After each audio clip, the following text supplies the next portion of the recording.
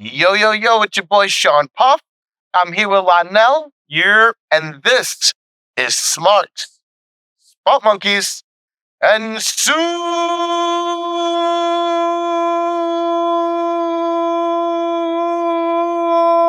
Geek. Let's go. I went extra long that time because we haven't been on in a while. Yeah, I definitely felt a little strain at the ease. Kicks, motherfucker. And as long as I could go this time, I could have went long. I'm sure you could have. But great to be back. We've had a couple weeks not here, like real life happening, and Correct. but we're back. We're here. We missed a little bit, not too much, but there's always stuff to talk. Correct. There's plenty of stuff to talk about now. We'll have a great show this week. I want to start right off talking about, we called it. I mean, I guess it was obvious. Yeah. It wasn't no one was surprised by Sasha Banks, Mercedes Mone. Let's go, Mercedes. Showing up in AEW. So she debuted for us. It was last night, Wednesday night. She debuted on Dynamite. They opened the show with her, and then she came out and closed the show. It was interesting to me because they had Willow Nightingale versus Sheeta in a non-title women's match to end the show, just so there could be an attack at the end of the show, and Mercedes Moné could come out and make the save. Gotcha. So it was interesting. It was an interesting setup. It was, but I was kind of like, what? You did that? You put a match that shouldn't have been the main event? Sorry, no disrespect to Willow Nightingale and Sheeta, but that match, it wasn't even Sheeta. It was I can't think of her name, Riho. I guess it was a good way to get her into the fold under a big light without compromising another profile. I guess you're not putting it, but she did come out. So basically, the Tony had to spot monkeys for the main match and then threw the real deal in at the end to save the day. I guess, but I still feel like, you do that earlier in the show. You have her come out and do that maybe at the top of the hour. You know what I mean? It's a 2-hour show. There's that midpoint. If I'm booking a wrestling show, yeah, I agree. The midway point probably would have made more sense. You know what I mean? Like, she came out at the beginning, she does something at the midpoint, and then the end of the show is other things. Like, listen, people that tuned in to see Mercedes Moné and were gonna tune out, you didn't get them to stick around by like holding her off until the very end to come out and do something. They saw her at the very beginning. She did a really long promo, and the people that were tuning in just for that, they're gone. So, but how long is it before her interest leads her to the WWE side, though? Do you think she's going to stay? Do you think that's going to be? She'll be back. She said like two weeks ago or a week ago or something like that. She was on somebody's podcast and she said, I'm going to end up back in the WWE at some point. So it's everybody knows she's going to go back there. It's really funny because the AEW marks are going to be so mad because right now they think this is the greatest signing ever. Are those the slow ones? Because like I don't see how you thought it was going to be anything else.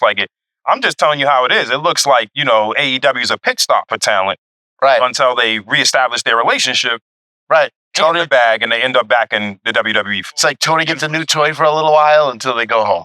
Yeah, correct. Like Andy's not getting that toy back. You know what I'm saying? Like this is not Toy Story, Tony. It's funny because here's the funniest part of it to me. She said in her promo, it's great to be home.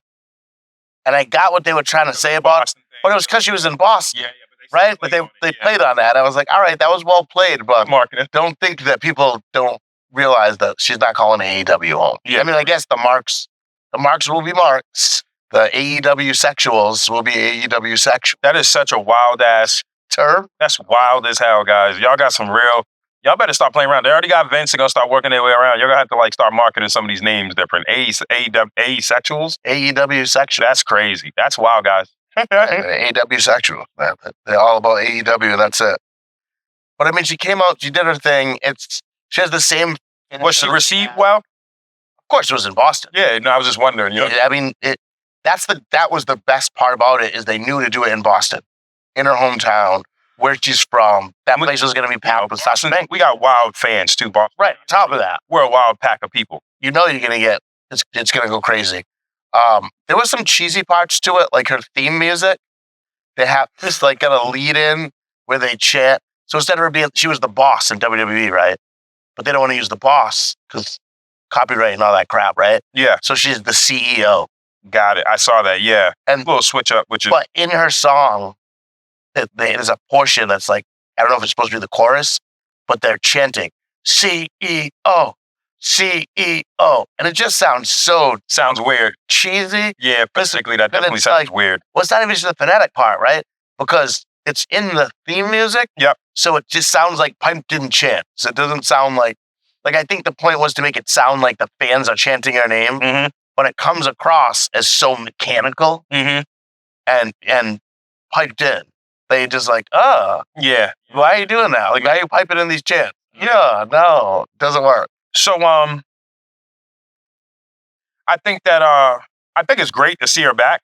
I still think that, and I agree with her assessment herself that she's going to end up back in the WWE, especially because they seem to be doing a great strategic job of not only creating a space for the women wrestlers in the space, but also like it having real tangible, competition. No, you're so wrong. Not in AEW. Look at that women's division pay closer. No, I said WWE. Oh, all right. I'm saying WWE. That's why I said I think eventually she is gonna end up back over because of that. But she'll be able to build some momentum back up in AEW. I don't know that she'll build momentum because I feel like Tony Khan, it's just like, new toy. New toy comes in, he plays with his new toy for a little while until he gets another new toy, and then that new toy becomes a thing. Yeah, true. Because I mean, like the whole Cody shit is wild, and I still think that's like one of their biggest L's. Right. Cody gone. Well, they got Kazuchika Okada. They got Kazuchika Okada came over from Japan, so that's it. Yeah. Will Ospreay was a huge pickup. They picked up some big names. I just don't think they're not going to do right by Mercedes Mone, and she's going to get aggravated and be gone. Yeah, I still feel like they're pit stops. Right. It's like because he's got a lot of money. And if she was frustrated with WWE, how is she not going to get frustrated with AEW management? Well, her thing here is, okay, I'm going to come in for a little bit, make a bunch of money. Yeah. Cool. Thanks for all the cash. I can do whatever I want. Now I don't care. Right. True. So I think that's a big part of it. True. Let's talk about this though. So obviously this was a big push. There's been a huge thing about this, right? We've been talking about big business in Boston for a month and a half now. Yeah, correct. So, but they wanted 1 million viewers. They got 801,000 viewers and achieved a rating of 0.27 in the coveted 18 to 49 demographic. This is a slight increase from the previous week's episode, which attracted 779,000 viewers, and the demo rating was the same, 0.27. So, is this a fail for AEW? Making such a huge thing about it, making her kick off the show, making her close the show. You didn't get a bump in the ratings. You got you went from 779 to 801. Like, that's not anything. Like, it's still, the demo is the same. I think it's a good start. I think it's better than it going in the negative. Sure. Or stagnating completely. It's marginal at best, but when you put so much money into it, they did put a lot of art, and it's like, but I mean, what other choice do they have right now? Like, they have to balance all of the talent that's been poached. So they got to kind of put a little bit more glitter on it than normally is needed to, I guess, but get it to go. So I don't care if they really have a choice, because what was the alternative? You put glitter on a pile of shit, it's still a pile of shit. Yeah, true. I'm just saying. It's your presentation, and that's the problem. Some people are flawed. I guess. Yeah, they like glitter shit, but they don't have enough for that shit to be working. Yeah. So here's the other side of it, and here's where I think it might even hurt Mercedes Mone and go to what you're saying, her get aggravated. They also just announced that now they have a relationship going with Stardom Wrestling, which is a Japanese Joshi, is what they call that style of wrestling. So Tony's going to be bringing over all these Joshi girls, and when they get pushes over Sasha, she's going to be mad. I still can't call her Mercedes Mone. Is just such a I don't like it. It's what you know her as too. It's like, yeah, I don't like Mercedes compared to Sasha Banks, not at all. But I think her real name is Mercedes. Real life name is Mercedes. Your real name is not the best thing. Right. My real name's Peter. I'm not going to show up to the wrestling ring yeah, Peter. Who the fuck am I intimidating? Do you remember with the name? And when they see me, they might be like, is that nigga part of that Samoan tree? What the fuck is going on over there? But they definitely be like, nigga, how y'all get Peter out of all of this? Right. Like, that was the name I was going to say. I got smoke to bring. Can I throw a wild card in? Oh, yes, please do. I got some smoke to bring. This motherfucker right here, we was arguing about this shit. He was trying to tell me like, oh, nah, I don't know if I want to see the show with Jade Cargill and the family life and the yada, yada, yada. And then in February, it looks like Bianca Belair's show debuted with Montez.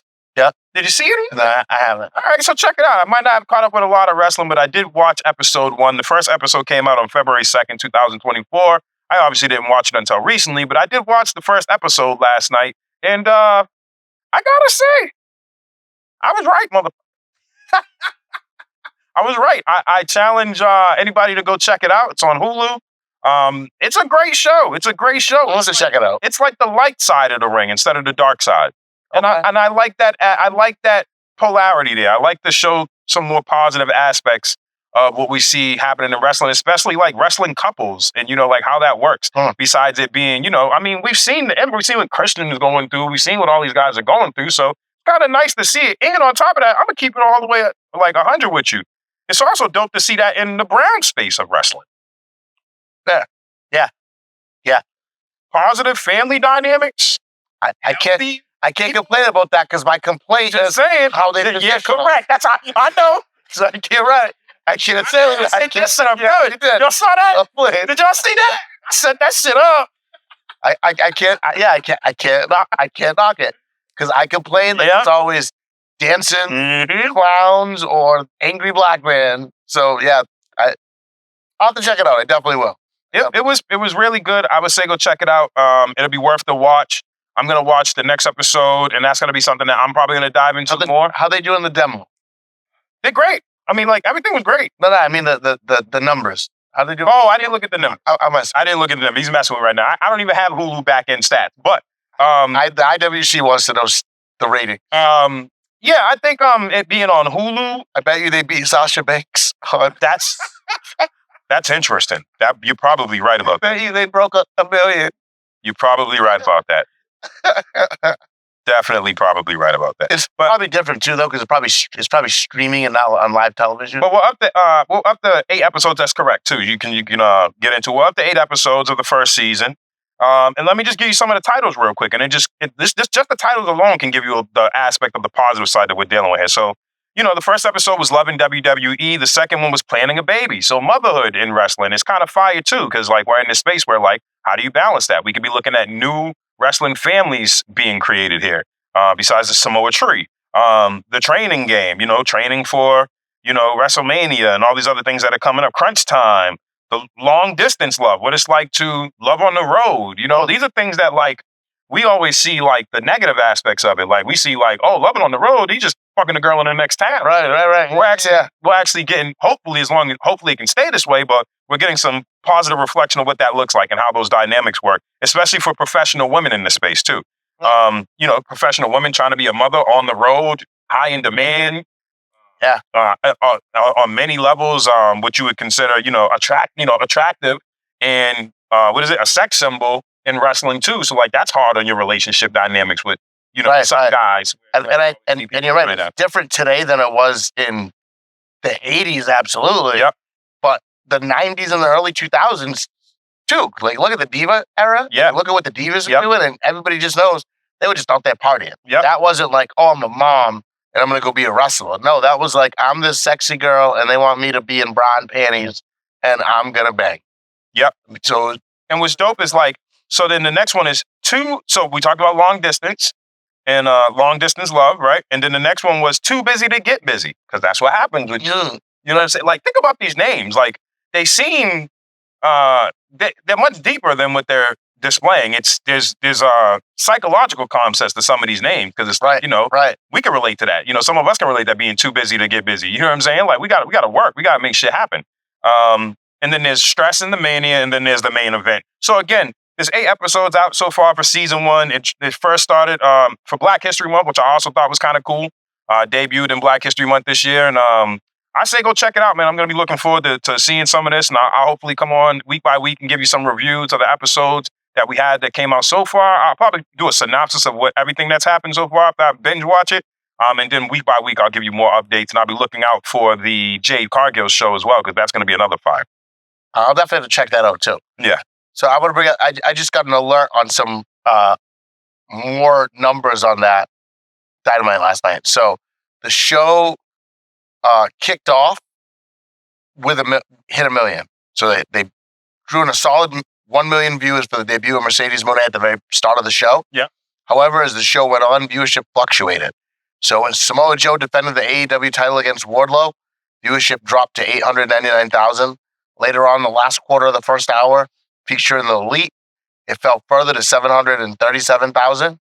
The 9 o'clock hour saw a bit of a revival, with the first 2 quarters pulling in 798,000 and 799,000 viewers respectively. Mm-hmm. But as the hour went on, the viewership dipped again, with only 627,000 tuning in for the main event as the second hour wrapped up. It's worth noting that it was a Nielsen error, so the overrun wasn't counted in these figures. I was going to say, and was anything competing? I don't know, it was a Wednesday night. Maybe NBA, maybe? Is the NBA in right now on a Wednesday night? Yeah. Nothing really. That's the only thing I can think of is the NBA. Nothing like important. It's not like playoffs or anything. Yeah, that's not really. Yeah, that's kind of not a win then. So, and again, that brings me back to what I said. You started with Mercedes Mone, and then you had this like match that nobody cared about as your main event, just to bring her out at the end. Yeah. And I don't think they thought that. They thought I don't know if they thought that people would realize, oh, Mercedes Mone is going to come out at the end of this. That's why this match is the main event. But didn't work. So like, it didn't work. I could get from the business side, right? But like, when did the fans? I think it's odd that the fans are so like, dude, you have to understand how much of a fight you're losing if you start just like talking about ratings versus the quality of content that you're getting, right? It's because like I think like talking about ratings in wrestling is the equivalent of talking about sports betting in sports to me now. It's like, man, it takes so much away. Like, which one of you non-pussy ass getting dudes is really like? Did you enjoy the show? Did you enjoy the show? Right. The individual, like, what is going on with like? But there's a whole other side of it too, right? Picking every little thing of wrestling. Look at the people that like the arguments for some people they like, but you can analyze something so much you end up not liking it, right? Right. Well, it happens on both sides of it too, right? So you get the people that are. You can make people not like it because you overanalyze too much because of the way that you present things to people. Yeah. So, like, to me, I don't like a lot of these guys that have these really clown gimmicks that are a joke, and you don't look like a wrestler. Danhausen. I don't know if you know who Danhausen is. I need you to know later. Look up Danhausen. His character is just a joke. And people love him, and they're like, "Well, he sells merch."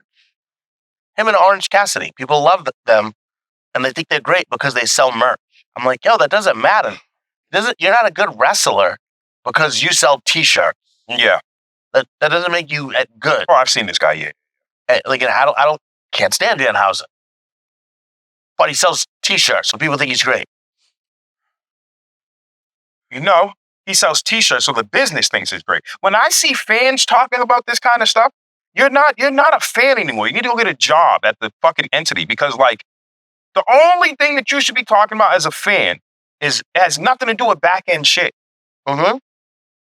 It has everything. Like, unless AEW is a T-shirt company. Remember? Yeah, I know. I get it. But again, like.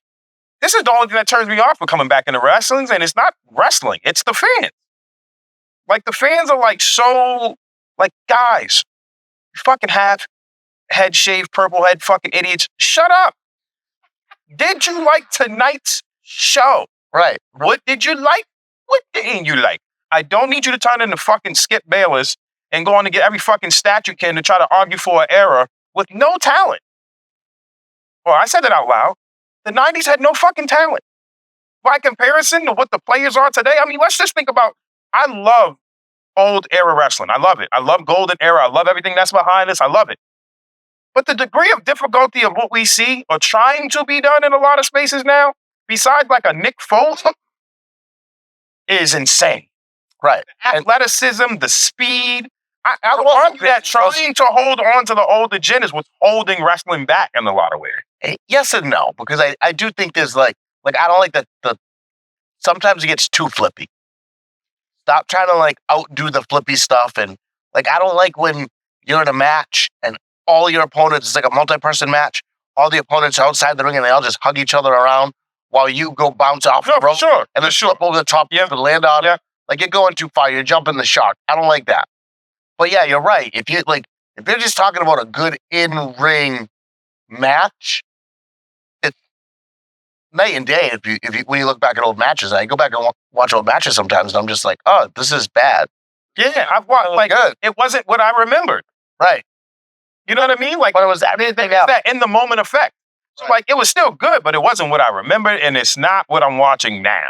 Right. You know, like we are so I feel like there's a divide where like a newer generation of fans and an older generation of fans, and then there's some like quasi in the middle there where I feel like we fit. And the newer generation is, I mean, they like all of this shit. It's people. Some of the older generation is like, what is this? It's not for you anymore, bro. Like it's gotten to the point where it's for the younger gen. It's a young man's game, and so how does that shit go with rap? I'll argue that point with you though, because the yes and no. Because if it was just for the younger generation, you wouldn't be seeing them bringing back Edge, bringing back Christian, bringing back Ric Flair, bringing back like you know what I mean. So there is still that part where they're trying to keep the older fans in because older fans are more diehard, right, and they have more money. Right. Be real. Right. More disposable income. Viewership, though, when you start talking ratings and shit, you're really talking about the kids.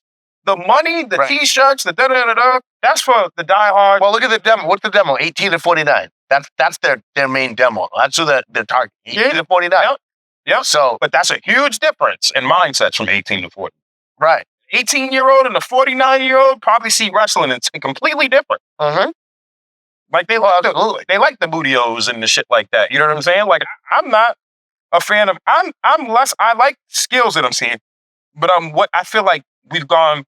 I feel like we didn't understand how to rewrite certain things in a different way. You know, like we got the same movie packaged a few times, and sometimes it's repackaged so well you can't tell it's the same movie, but it still has that same effect on you. Versus like Tonys of the world who are they just have no fucking writing ability, and then you're like, oh, you're trying to do this. Yeah, you're like, oh, it's not good. Yeah, correct. So I think that's where the largest disconnect is. But I think fans, I mean, I know for our purposes, we're doing this to inform folks. But at the end of the day, it's like, ratings, tomatoes, did you like the show?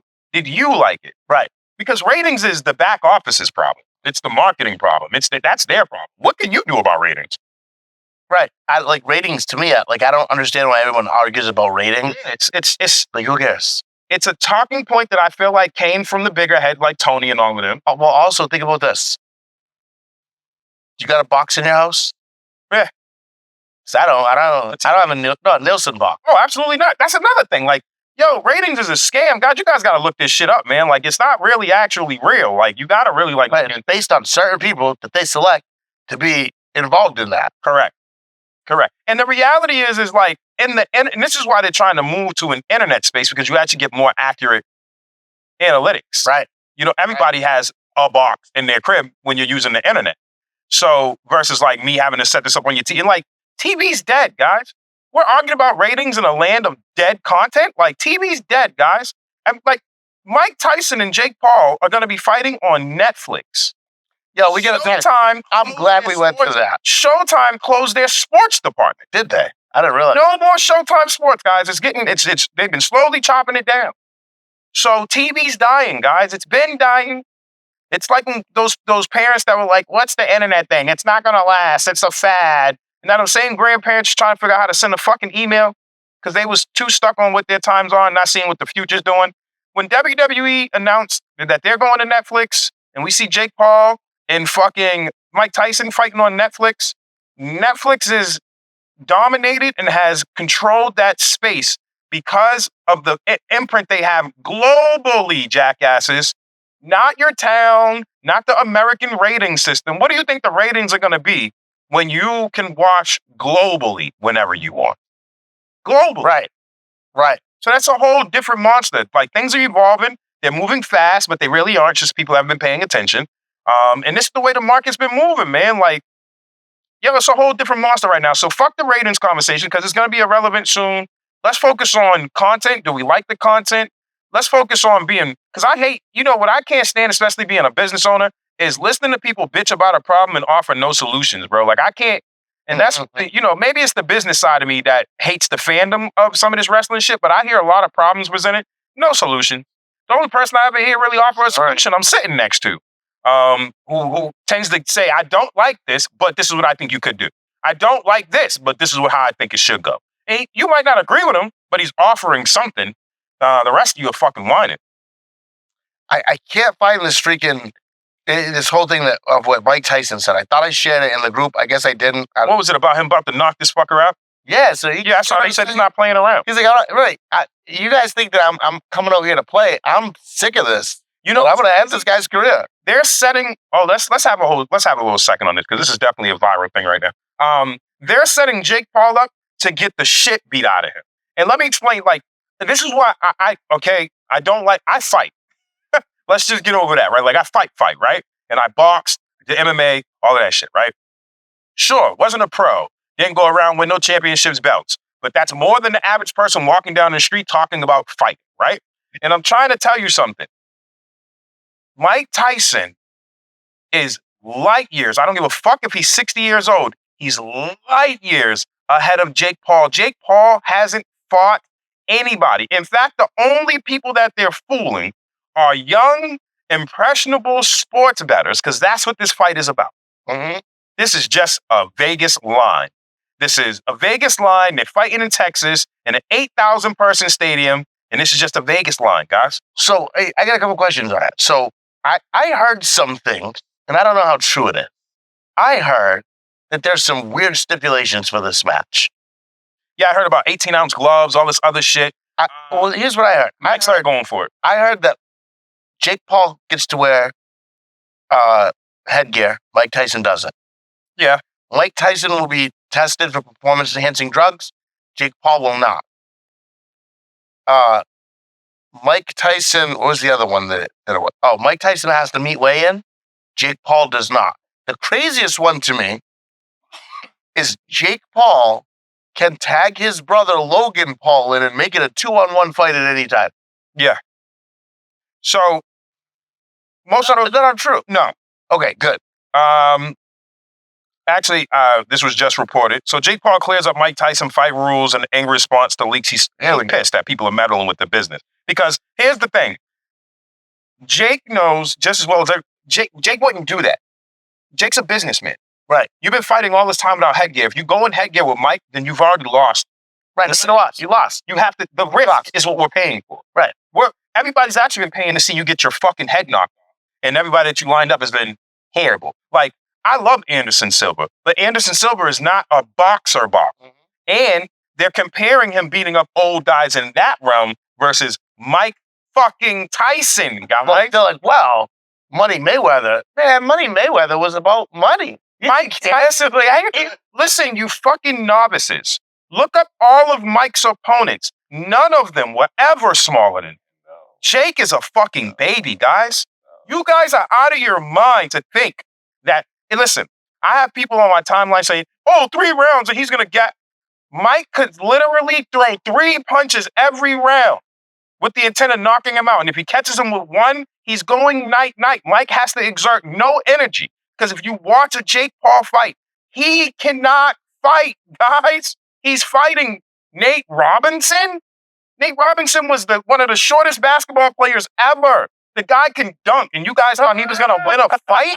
Like, you guys are fucking slow. Woodley?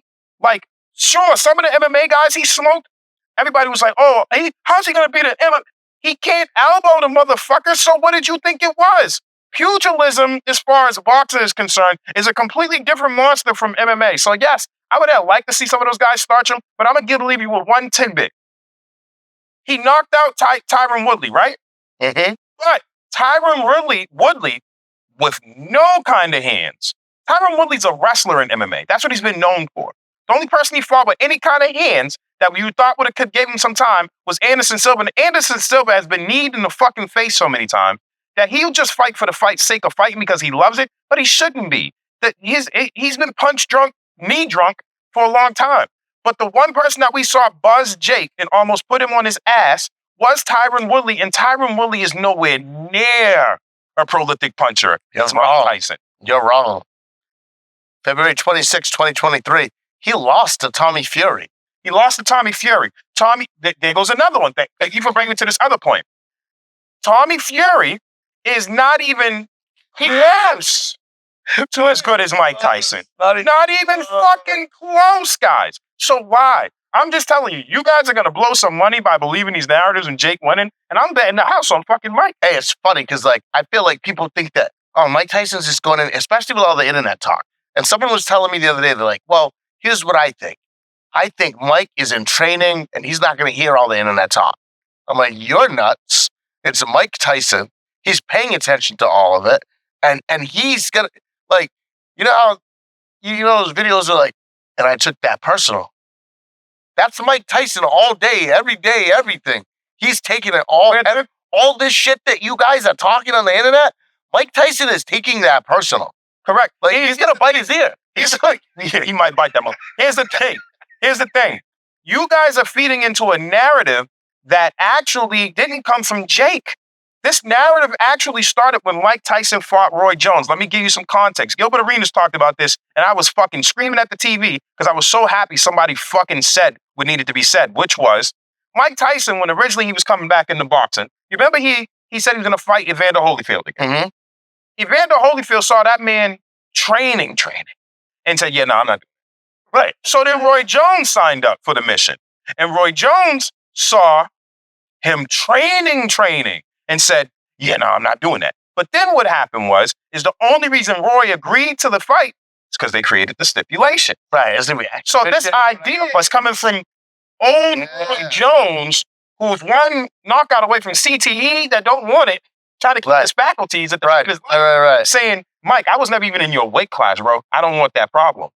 Okay? But if you watch that fight, there are several times, please, I challenge you, go back and look up the Mike Tyson versus Roy Jones full fight.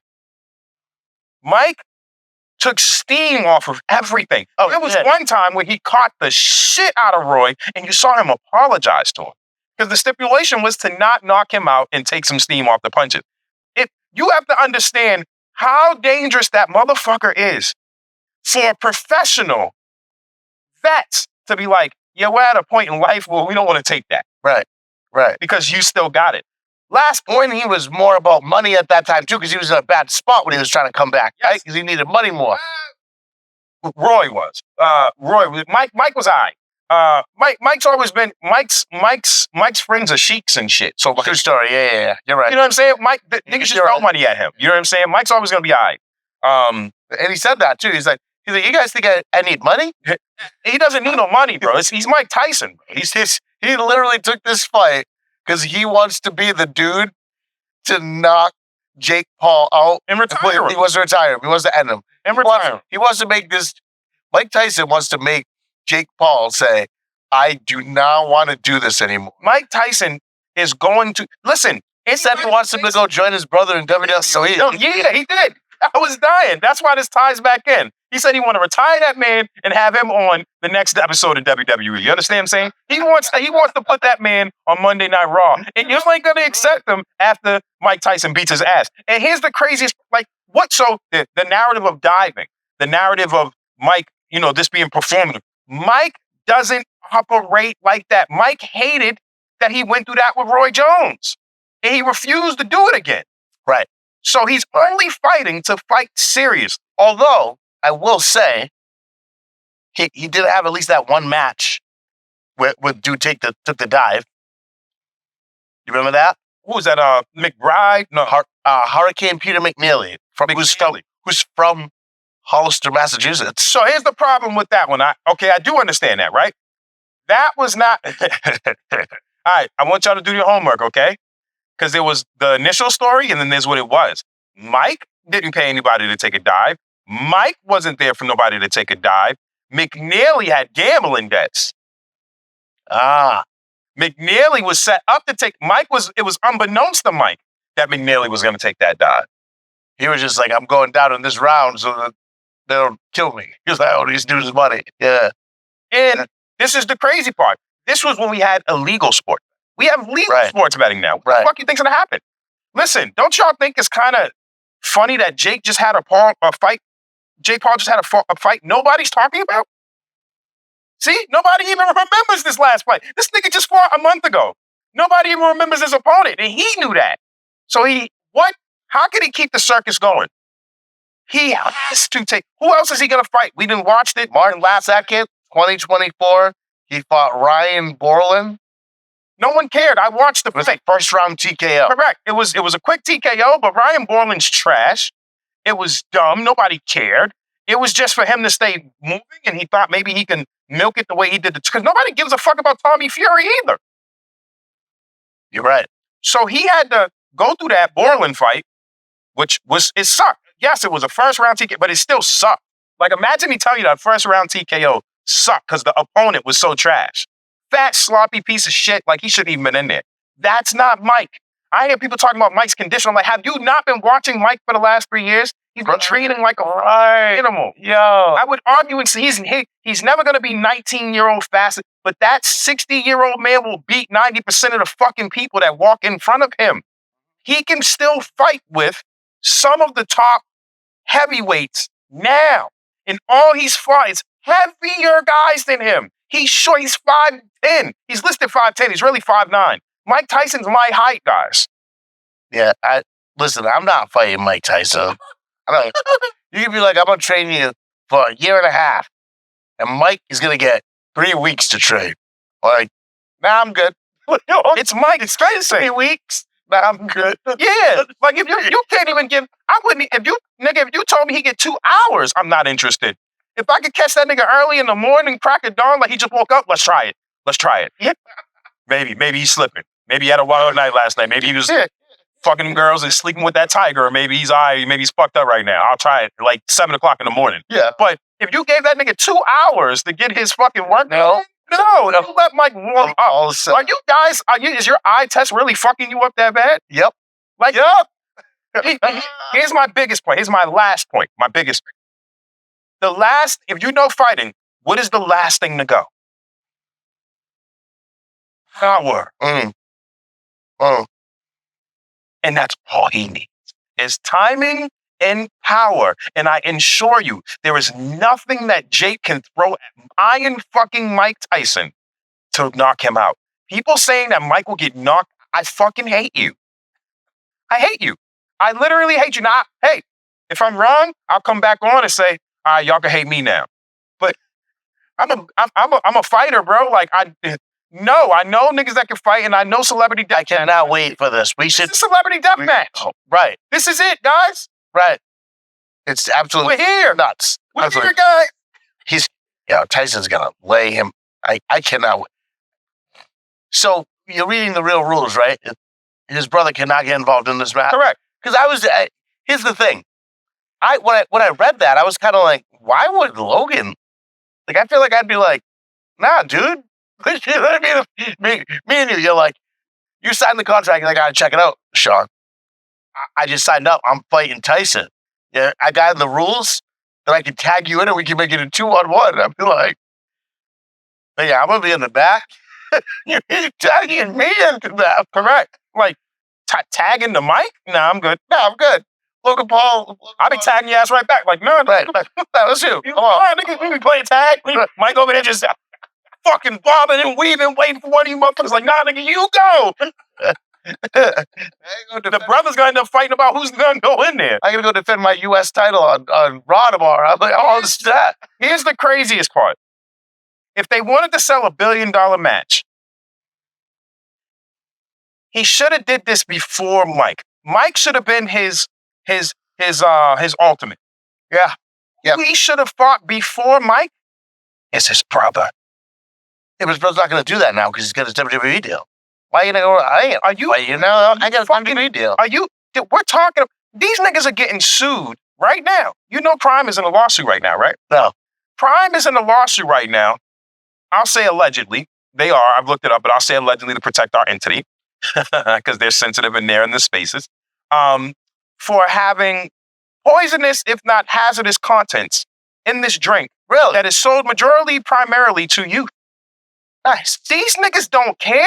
Like, what are you talking about? Logan doesn't give a fuck about wrestling. He gives a fuck that wrestling pays him very well and keeps his profile up. The moment it doesn't, Logan is not a wrestler at heart. He wrestled in high school, but he's not a wrestler at heart. He's an entertainer at heart. So Prime was sponsoring that show. If he gets told, I'm going to get, yes, correct, Prime is sponsor. If he gets told, you're going to make, this is the $1 billion fight, he's fighting. And what the fuck? He's not going to not fight because of WWE? No fucking way. He's not that committed. Fair enough. I appreciate what you're saying about deal. I think he's got a good money deal. And for him, it's like, the money would have to be $1 billion. That's what I'm saying. But it would be. Because everybody... because I don't know if you've watched the Impulsive show, and I don't know if you watched their dynamic, but they've always had a love-hate relationship. Okay. Fucking Logan hangs out with Jake's nemesis, KSI. You know KSI? So he hangs out with KSI all the time. And KSI and Jake was supposed to fight, but it never happened. KSI just cut an RKO from Randy Orton on Raw. So like he brought him into that realm. Every time he comes around, Jake has been on the show saying, yeah, I see you doing things with KSI. You should be doing with me, and I'm your brother. And Logan is, again, if you can't get Logan's business cutthroat nature, you should watch his dynamic with his brother. Because when his brother's emoting to him that I feel this kind of way as my brother, Logan's answer to him is, bro, this is business. Toughen the fuck up. Like, me and this guy's doing business. Right. Yeah. You know what I'm saying? And I get where both parties are coming from. I think there should be a middle ground. And I think that middle ground should be when they box. I think that should have been the fight. Because here's the problem with Mike Tyson, too. It's a no-win for Jake.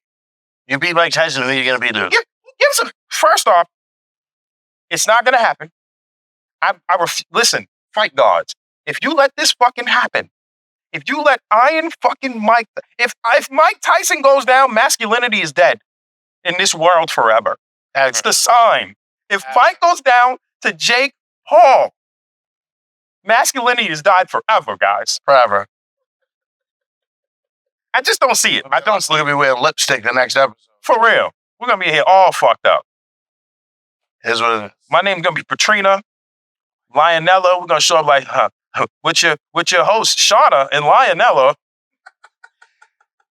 Hey. I'm just telling y'all, I can't see it. Boy. And please, God, fight gods. Please don't let me have to eat shit for saying what I just said. I hope I can come back here, look in this fucking camera just like this. I'm like, I told you, bitch ass niggas. It's Iron Mike Tyson. Because I just don't see it, bro. I cannot see it. He's saying he's younger and he's faster. I said, younger? Faster is debatable. But even if you are faster is highly debatable. Like, you don't have, like, why? I don't care how fast you are. If Mike gets in close, you're done. Where you going? You're in a ring, bro.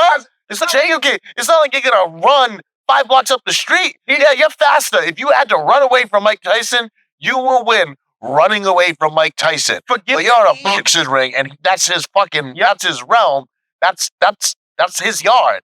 So you think you're going to run away from him in the ring? You're not. He's just going to wait. You know what, Jake Paul, listen, you can teach a motherfucker to punch. You know what one of the hardest skills to learn in fighting, and the most important, it's not your hands. It's your footwork. Right. And that takes decades to master. Mike Tyson has his 10,000 hours in footwork. Jake Paul's footwork is trash. Basuda, go look it up. And on top of it, Mike Tyson isn't the guy that's just going to come out and throw wild punches. No. So yeah, you can be faster than him, but you're just going to run around the ring. Nope. And Mike's going to wait. And when you think, 3 rounds, Mike's going to be gassed. Not if Jake Paul's being faster and running around the ring and trying to avoid him. Mike Tyson's just going to wait for his moment. He's going to get in round 4 and knock him out. And that's what'll happen. Yeah. I'm just saying. Yeah. I'm looking forward to it. I think it's going to be a good fight. It's not a good fight. It's going to be entertaining. Right. The hype, the conversation, the dynamics, the the fuckery, there's a lot of mind fuckery going into this. Cause like, I wouldn't even thought it would have been a debate regardless. Listen, if I'm looking at an the Mike that listen, I can understand we were looking at Hangover Mike. The one that was in the movie roles, big belly, Mike has gotten back in tune with himself, with his mind and body. He's in impeccable shape. That when you say 60-year-old, we're not talking about your bum ass uncle. We're talking about a 60-year-old phenom. Bernard Hopkins was an old phenom fighter. George Foreman. How old was George Foreman when he won that fight? I don't know. He's probably in his 60s. How old was George Foreman when he won his last fight?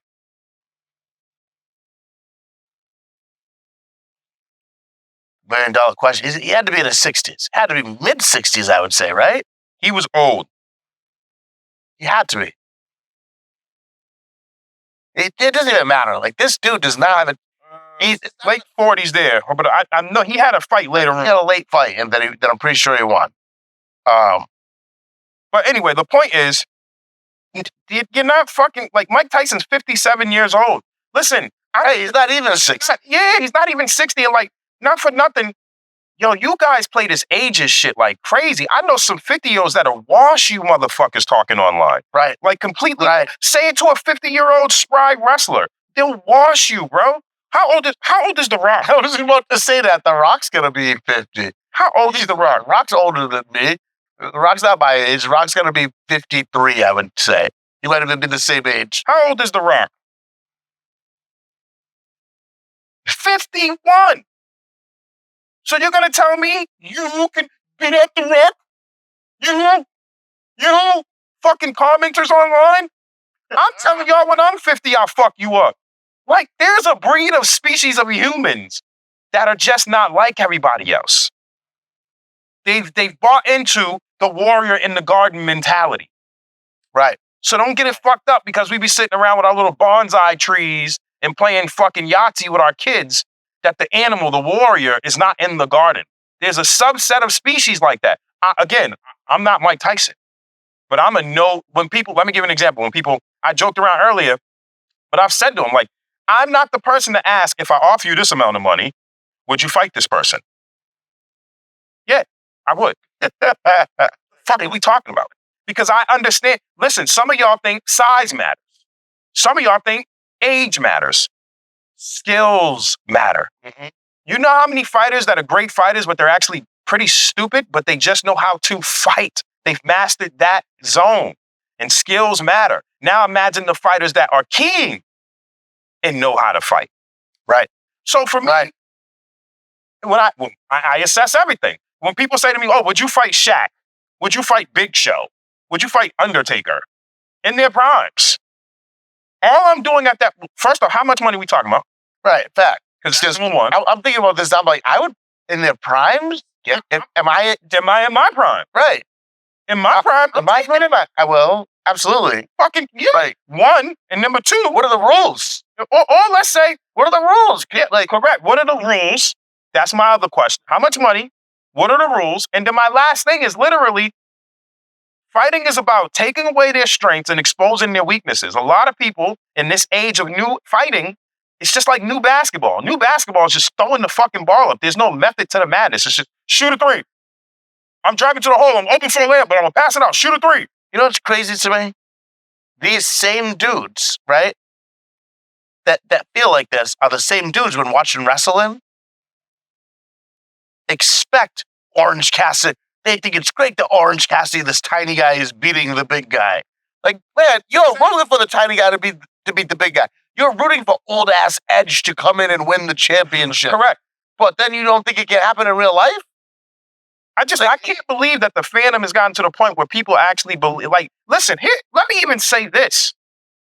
All of you speaking on behalf of Mike Tyson, who put his body and mind and soul on the line to fight huge fucking behemoth monsters his whole career. At 5-something, fighting 6 foot, 200, 300-pound monsters and putting them to sleep. Who the fuck are you to determine if his time is up? Who the fuck are y'all? I'm just glad. I'm glad that they're here. I'm glad. So he's angry. I am glad you're here because of you, Jake Paul is gonna get his shit pushed in. Yeah. Really bad. Yes. It's gonna be bad. Yeah. And people are, wow, I don't believe that Mike Tyson really did all that. Yeah. I think you don't know who Mike Tyson is? And that's the thing. This younger generation don't know Mike Tyson. You know how I think Mike Tyson. I think that Jake initially went into this after that last fight, knowing that it didn't do anything. So I think that he actually planned on just engaging Mike for the conversation of it and never expected him to say yes. Or thinking that he could go to Mike and be like, listen, I'll make it worth your while. And Mike was like, where's my while? Yeah, I'll fucking fuck you up. And at that point, I think that he with the wrong guy. Yeah, I think so. I think he thought he was going to go into this and get Tyson that fought Roy Jones. Tyson, if he fought Lennox Lewis right now, he's fucking you up. If you fought Tyson Fury's dad, he's fucking you up. You've been fighting the hell or niggas that have already been in decline and don't specialize in boxing. Right. Yeah. And the one guy you did that is a novice boxer beat you on the cards. You beat Mike Tyson, you psycho. And then you're calling out Canelo? This nigga is a psycho. You're not beating Mike. I mean, hey, I get it. You try to get money, but man, that's nuts. Tyson's not even the type of person you could pay to take a dive. Right. And I feel like that's the other thing. I feel like if he approached Tyson to take a dive, Tyson would have knocked him out right there. No. I think he wait. I think Tyson's at the point in his life now where he will wait for that. I think when he's ready and he's like, oh yeah, I'm signing that contract. And I actually think Netflix had more to do with this than anything. Oh, I bet. Netflix has been breaking into this space. This is their first live sporting event. Mm-hmm. And I think once they saw the entertainment, the conversation was being entertained, I don't think Jake or Mike is coming out of their pocket for this promotion, even though their names are going to be on it. Right. I think Netflix foot the entire bill.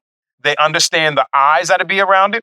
There's other hater boxes out there talking about the interest isn't there. Anytime, Jake Paul creates a little bit of interest from the trolley side, but anytime Mike Tyson and fighting comes up, a certain number of people are guaranteed to tune in. 100%. So it's like, and then Netflix is like, yeah, fuck yeah, yes. And we got WWE coming around the corner too. So we're going to start it off with this, set it off, and get people on the tone for it. Because when we pull up Monday Night Raw, every Monday, this is great because I feel like this is a larger rollout for that happening on its. Yeah. So but those not the same it's thing. It's a beta test, kind of. Yeah. Yep. Fact. Listen, I want to talk about Vince. Yeah. Back to this. I want to talk about Vince McMahon. So reports are Vince McMahon has allegedly sought assistance when spelling weird words from his staff, and it made people say so. Former WWE creative member Krista Joseph, also known as he was wrestler Big Dick Johnson. He recalled the time fucking names. Vince McMahon would ask him how to spell orgasm or romantic rendezvous. You always kind of knew it, you know? You didn't really know what he was doing, but you knew that he was kind of creepy. There'd be times I'd be next to him doing a rehearsal for a segment, and he'd be like, how do you spell orgasm? How do you spell romantic rendezvous? I'm like, what? Just really weird stuff. All right. And it's one of those things that you look back, you know what I mean? Like, didn't think anything at the moment. I just thought it was a weird dude. Now I'm like, oh, he was shitting on girls' head. Yeah. I need to have a poopy rendezvous. How do you spell that? Right. That's crazy. I'm saying. Crazy. Yeah. I want to touch on that really, really quickly. We still got a bunch of other stuff to talk about. How about this? Yeah, I think you called this one too. The Bloodline going to go at Mania. I knew it. Yeah. I saw Jimmy. That's on that. Yeah. It's like the first actual match that's set. So we got that one. We got Trick Williams versus Carmelo Hayes at NXT Stand and Deliver on Saturday day. So that's going to be a great weekend of wrestling. I'm very much looking forward to it. Everything that goes on with it. Did you see Sting's last match? I watched it afterward, but yes, I did. And Darby's crazy as shit, bro. Like, that's a crazy dude. I'm going to say this. That's a crazy wild guy right there. Jesus Christ. He's probably going to die. Yeah, it seems like he's on a mission. No, he's leaving right now, right? He's going to climb Mount Everest. Yeah. Okay. He gave me those vibes. When he jumped to that table, I said, "Oh yeah. I can see that." Oh, like when he jumped to that straight piece of glass. Like, why would you do that? Like that was one of the. I'm like, why would you do that? What makes you think? I get it. You want to do cool things, but there's no reason to dive right through a plate glass window. I'm just saying. That was pretty insane. The last time I saw someone, he was hurt. He was hurt. Oh yeah, he was hurt. He was playing it off, but he was hurt. Last time I saw somebody on their own free will and accord dive through a plate glass window, it was Marty Jannetty trying to get away from Shawn Michaels on the barbershop. Remember that? I do remember this. I saw a clip of this. That was nuts. But he's gonna die. That guy's gonna die on the mountain. You're never gonna see Darby Allin again. You just watched him wrestle. You watched him wrestle Jay White last night. Last time ever. People die on that mountain. They don't even pick you up. How are they gonna pick you up? Right. They're just bodies all over that mountain. Right. You just just not gonna see him anymore. Whatever happened to Darby Allin? I don't know. Died. It's gonna happen. By the way, today marks the 2-year anniversary of Scott Hall passing away. So rest in peace, Scott Hall. G. Willis. There's his autograph right here on this NWO T-shirt. But what did he say when he right before he died, or right after he died? Bad guys, bad times. What is that? The bad times create strong men? No, it was bad times go away. If bad guys are here forever, or something like that. I don't know. I butchered that one. See if I can find this. Scott Hall. Bad times quote. Bad times don't last. Bad guys do. Love it. Scott Hall. That's fire. I like that. Right? Right. So what is this rumor I'm hearing about? I told you The Rock, man. Like, I don't know, man. I don't know how full that commitment is. So I was reading a rumor about him possibly taking some time, or his time being cut short with WWE because of another movie role coming up. Why not? Probably. He'll do this whole thing to Mania, right? Screw over Roman, and then he'll disappear for a little while. Roman will probably go away because he's probably, everybody always forgets he's got that whole cancer fight. Yeah, he's been fighting it. Yeah, like how is this all going to work out? So I think Roman drops the title, goes away for a little while. Rock goes away for a little while. The whole rest of the bloodline fight, and then they come back 3 to 6 months later. Yeah. They get it on a SummerSlam or Survivor Series, or maybe even drag it all the way out to next year's Mania. Maybe get a whole battle between them. Maybe at Survivor Series, you get Roman leading one half of the family and Rock leading another half of the family, and you get like a Survivor Series style match or a War Games match between those two factions of the family. Yeah, okay. So there's a lot of different ways you can go with it, because I think that story still has a lot to go that you don't need Rock or Roman for. Yeah, especially now that you have, like I said, I love that setup with like the Uso brothers going at it. You can use all these different supporting characters in there, bring some people back. There's a lot of layers to that. Let's talk about bringing other guys in. That could roll for a year easily. Do you really think Roman's going to lose? I do. He has to. Okay. He has to. If he doesn't lose, another weird stat that came up the other day. Let me see if I can find this thing. They were talking about. Oh, you know what I heard? Rumor and innuendo, guys. I didn't even hear it. I watched the video and I heard David Batista talk about wanting to get back into WWE. He's not coming back. I heard it. I guess he could. He's voiced at Triple H. He said it. He said it. So check this one out. This is like, people talk about Roman Reigns and how great he is with his title reign. And I get it's a different era, so this is going to be part of the conversation with this. Bruno Sammartino. 2,803 days as the world champion. 681 defenses. Bob Backlund. 2,135 days as champion. 920 defenses. Hulk Hogan. 1,474 days as world champion. 468 defenses. Roman Reigns. 288 days when this was made. It's more than that now. Yeah. So we're almost 1,300 days. Yeah. 54 defenses. Hulk Hogan was champion for 4 years, 1,474 days. He defended 460 times. Great. Roman Reigns has had it for 1,288, 54 defenses. Hogan, on average, defended the title once every 3 days. Roman once every 23. But it's a different era. We did more house shows, like pay-per-views. Only happened to 4 pay-per-views, so it wasn't like So, but to me, right, that shouldn't mean he defended. So because there were only 4 pay-per-views, he defended it every 3 days. It doesn't make sense. Yeah, it doesn't. I don't know. And I get house circuit. Listen, they still do the house circuit, and here's the thing: it wasn't like Hogan was just facing bums. Whoever the storyline was against was who he was facing at the house show. So if he was going to face Ted DiBiase at the pay-per-view, he's going to face Ted DiBiase in Boston, in New York, in Atlanta. Yeah. And you know what I mean? When they do that road, he's going to face those people. They're not going to beat him for the title. And even if they were scheduled to beat him for the title at the pay-per-view, they're not going to beat him for the title on the road. Once in a while, the title might change hands on a house show. And because that did happen, we've seen Bob Backlund lost the world title to Kevin Nash at a house show. I can think of Strikeforce beat the Hart Foundation for the tag titles at a house show. So that there's been numerous times where people win titles at house shows. Well, Hogan defended that title 468 times, once every 3 days, to Roman's 54.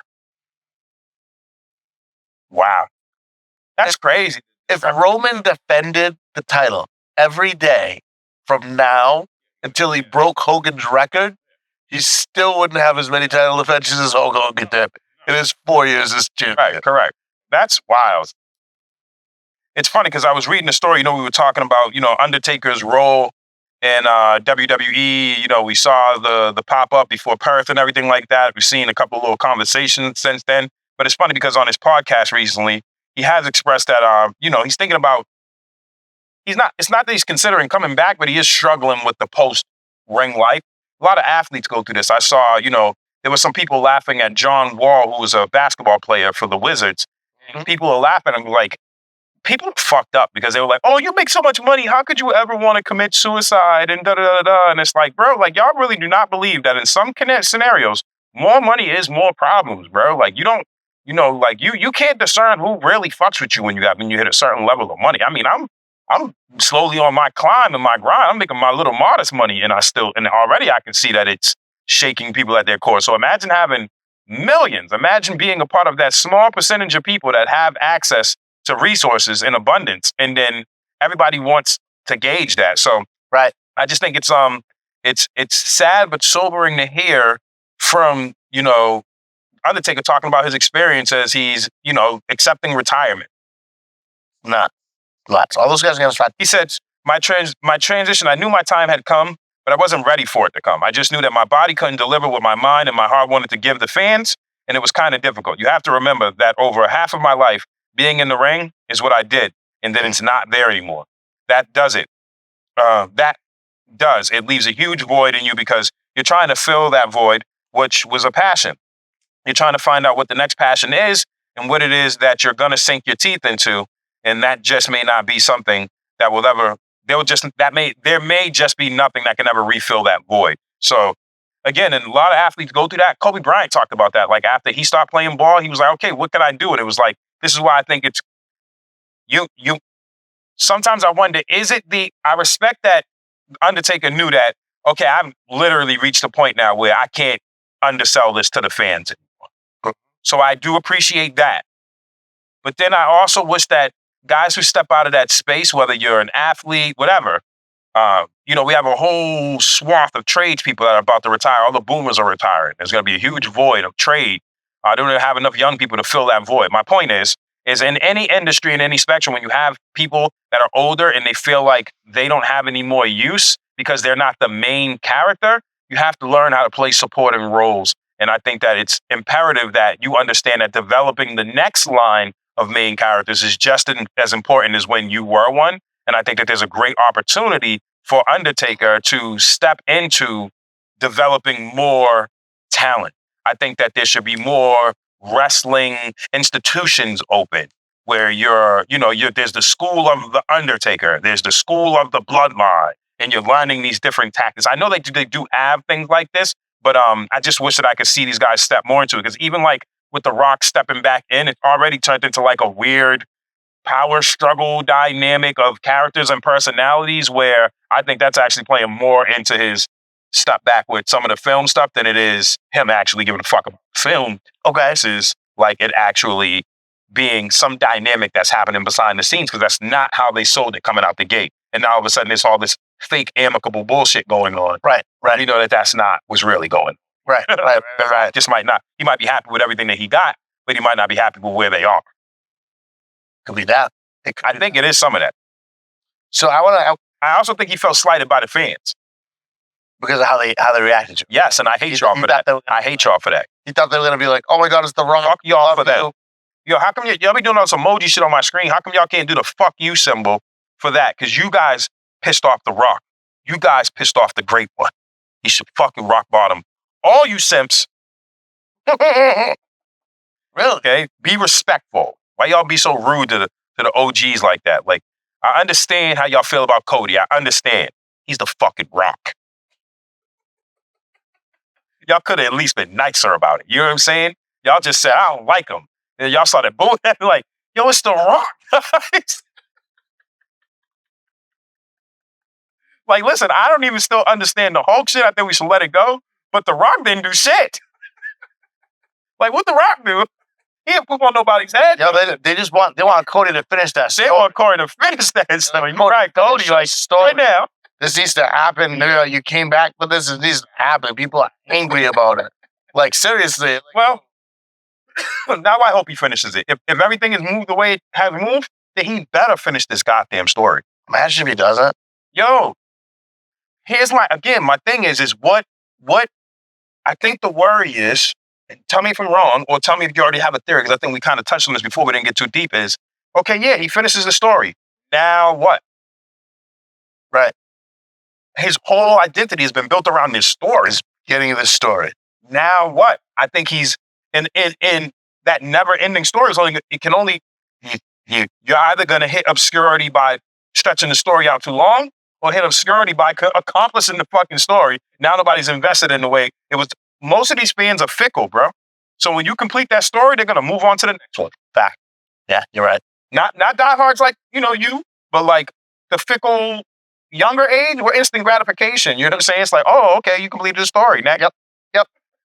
All right, what's the next? Bring the next guy up. Yep. So check this out. I want to talk about the schedule coming out of Mania. Yes. So Mania, we're going to be in Philly, right? Then from there, Backlash is going to happen in France. Ooh. What? In Lion Design, I don't know if I'm saying this right. Lion Designs, France. Okay. It's going to be in France. That's May 4th. NXT Battleground is the pay-per-view after that. Doesn't really count because it's not a main show pay-per-view. Mm-hmm. That's going to be in Georgia and Savannah. You said they're going to be there in May? Yeah, in May they're going to be in France. So they're going right before the Olympics. Okay. Strategy. Good strategy. Then in July, we have Money in the Bank. That's going to happen in Toronto, Ontario, Canada. Nice. So that's July the 6th. The next day, NXT Heatwave will have a show in the same arena in Toronto. Nice. And then we don't see WWE back in America again until SummerSlam, August 3rd. So we've got Philadelphia and then WWE itself. We have the NXT. Wow, so the whole summer is pretty much. They're gone. They're out of the country for the whole summer. I know y'all gonna bitch. Y'all gonna bitch. Y'all want the shit to grow. Then when they're like, we're taking the show on the road, y'all gonna be like, no, what about Americans? What about us? Like, don't stop bitching, okay? This is the part of growth. I like it. And then they get another one. So August 31st, they're going to Berlin for Bash in Berlin in Germany at Mercedes-Benz Arena. So They're really getting that international crowd and that international feel and getting out there and going places. Very interesting. I feel like it'll be interesting to see how the fans react to it, not being able to go to a lot of events. The big ones. Yeah, the big ones. What I would say, I agree. But my answer would be from somewhere else is like, you've had it. Guys, can we have some? Can we have some over here in Paris, bro? Can we have some? Damn, son, y'all done had it all. It's not a big floor pay-per-view. It's not SummerSlam. It's not Royal Rumble. Yeah, it's not Survivor Series. Not Mania. Correct. So it's like, give them something. What are they going to get? Right. I like it.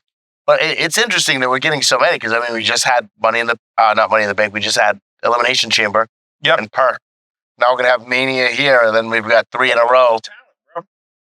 Right, and a lot of people coming from different places too now. Correct. So you're like, all right, let's send these people to these places that they're coming from. You're seeing a lot of guys from Europe here. Correct, and you have to hit their home markets to set those roots more firm. It's like capitalize. It makes us. It's. I love the merger. Good job, Dana White. Good job over there. Good job, guys. Because that is a page out of their book. When the UFC said, we built this American conglomerate, but this guy fights from over there. He's loved over there. We can sell him here. We cannot sell him to his people. We have to bring him to his people. So that's why he started Brazil. He started Australia. Ngannou started. And Ngannou, and I forgot the other kid's name. And Adesanya was another one. They all were from Africa, so they started developing Africa. Australia, same thing. I think it's smart. Yeah. I think it's good for the longevity. Please don't complain, you assholes. I'm waiting to see when they break the Japanese market. And I think that's going to be the hardest for them. Yes, agreed. Because there's already you've got New Japan there. You've got Noah there. I don't think they're breaking You've got Stardom there. You've got too many I don't think they're breaking solid companies. And they're too homogenous. They're not.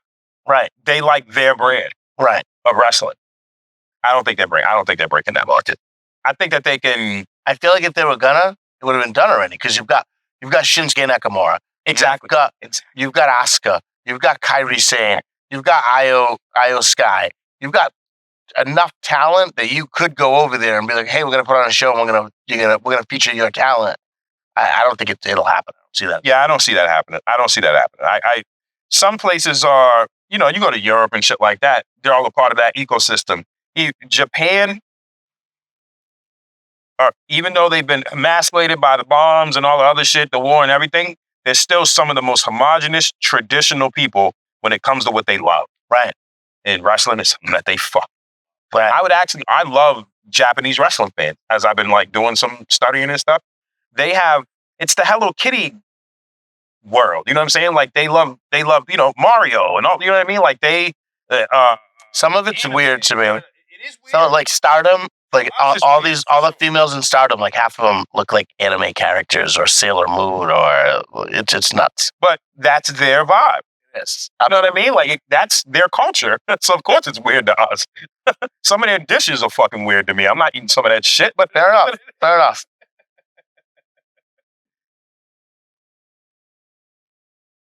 Let me see here. Yeah, they got All Japan Pro Wrestling, DDT Pro Wrestling, Dragon Gate. Dragon Gate's a fire name. It is. Yeah, obviously New Japan, Noah, with our guy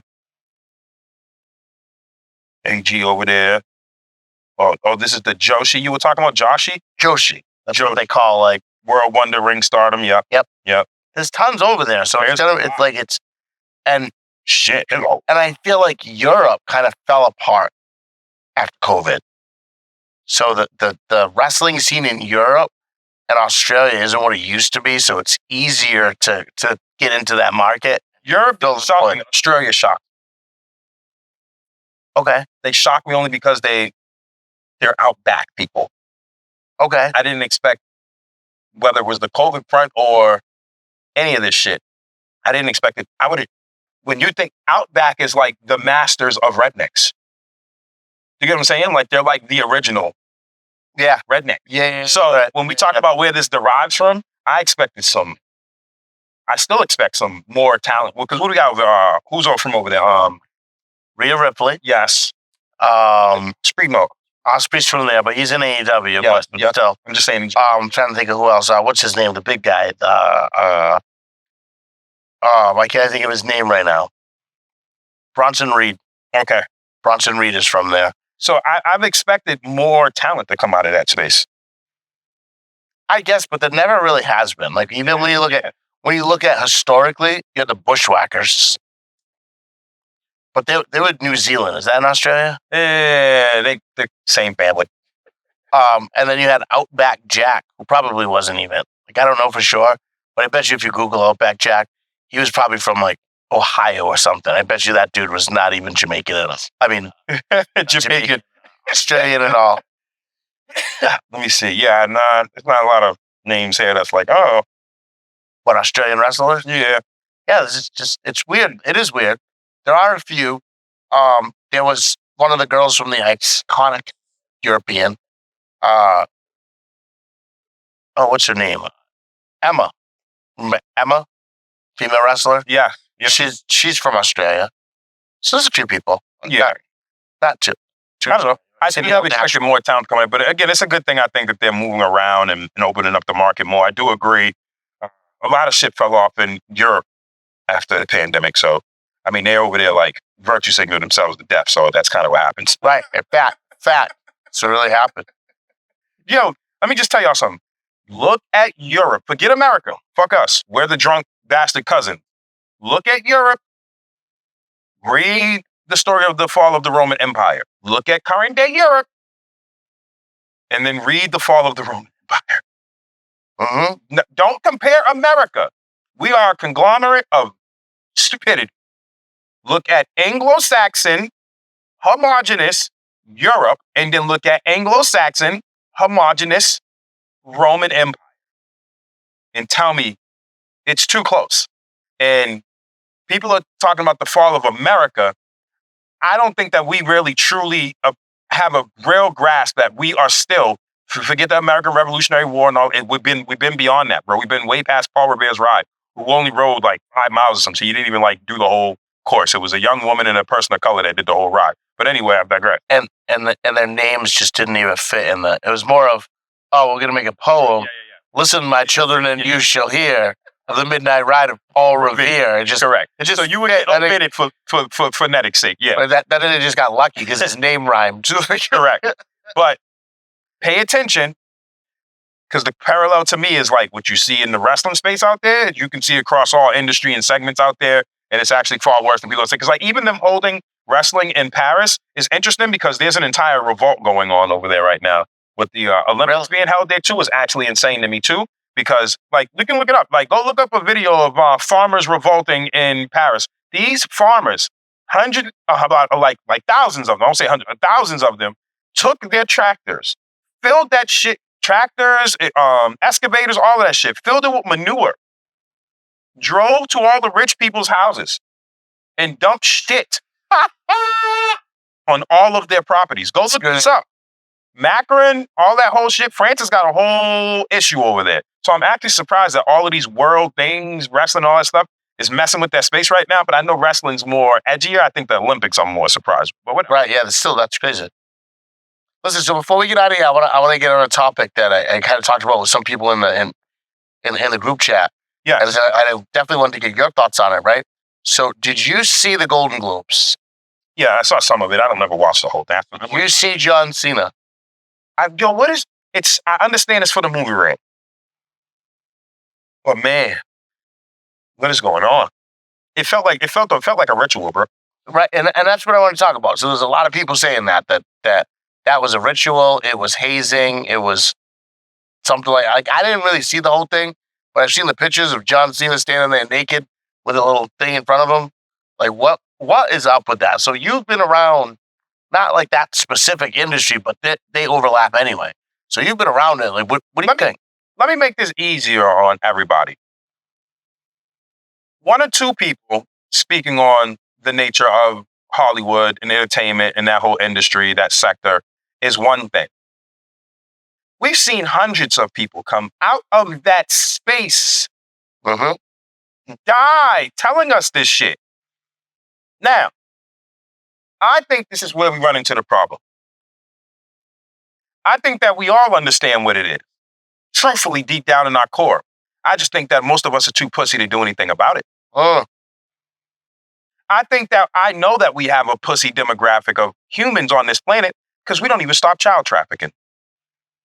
Niggas can block. Niggas is trying to ban TikTok. Not child trafficking. Is that nuts? Niggas is harder on what we say on social media, arguing about ratings. Not child trafficking.